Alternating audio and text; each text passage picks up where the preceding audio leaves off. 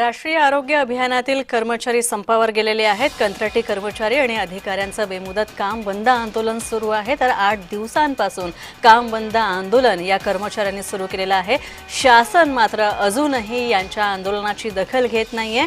तर या आंदोलनकर्त्या कर्मचारी आणि अधिकाऱ्यांशी संपर्क सुद्धा करण्यात आलेला आहे। तर लवकरात लवकर आमच्या मागण्या पूर्ण करण्यात याव्यात आणि आम्हाला लवकरात लवकर कामामध्ये सेवेमध्ये सामावून घेण्यात यावं अशी मागणी त्यांनी केलेली आहे। तर यात आंदोलनकर्त्यांशी बातचीत केलेली आहे आमचे प्रतिनिधी अजय घोडके यांनी।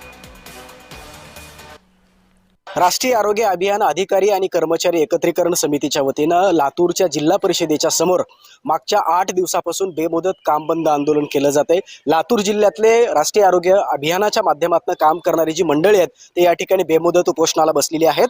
काय नेमक्या त्यांच्या मागण्या आहेत ते जाणून घेणार आहोत। कुठल्या मागण्या आहेत, शासनाकडे काय मागणी करतात? आमची एकच मागणी आहे की समायोजनाची आहे ती, जी की 2012 पासून आमची मागणी आहे। जे समायोजनाचा GR निघण्यासाठी जवळजवळ एक तप उलटून गेलं, त्यानंतर आमचा GR निघाला।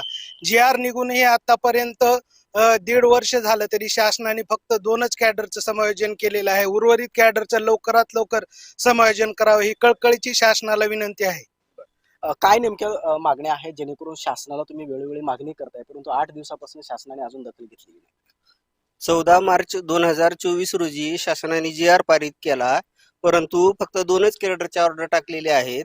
तोपर्यंत आम्हाला समान काम समान वेतन तरी लागू करावं किमान शासनाने, ही आमची दुसरी मागणी आहे।